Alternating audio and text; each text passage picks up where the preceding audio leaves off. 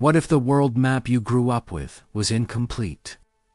Not inaccurate, not outdated, but deliberately edited. Because for centuries, maps showed something that modern atlases no longer do: a vast territory, labeled with one unsettling name: Tartaria.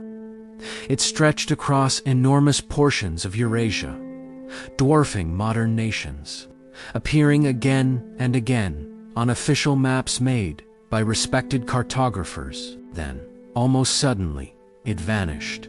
Not gradually, not debated, it disappeared.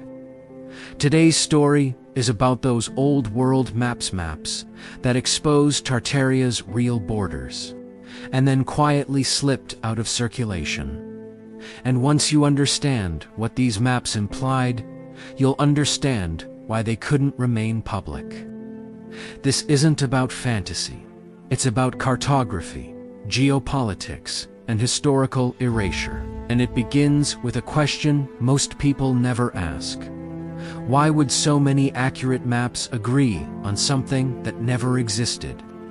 In the early modern period, between the 1500s and 1800s, maps were not decorative objects. They were strategic tools. Empires relied on them for trade routes, taxation, military campaigns, and diplomacy. A cartographer who made things up didn't stay employed for long, and yet, across European, Russian, and Asian archives, we find detailed maps showing Great Tartary, Independent Tartary, and Chinese Tartary, bordered, labeled, and treated as real geopolitical regions. These maps were drawn by professionals, royal mapmakers, naval cartographers, men whose careers depended on accuracy. So here's the first cliffhanger. If Tartaria was imaginary, why was it mapped with such confidence? Now, before we go further, let's reset for a second. Imagine explaining to your friends that an entire civilization vanished from maps and textbooks. They'd probably look at you the way people look at someone who says, "I don't trust elevators." Funny until you remember elevators can actually fall. History works the same way.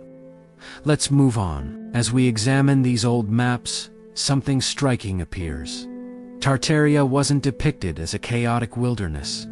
It had internal divisions, borders, cities, trade routes. In some cases, even flags and coats of arms. This suggests administration, governance, structure, but modern history tells us something very different. We're told these regions were sparsely populated, tribal, technologically behind, waiting to be developed by expanding empires.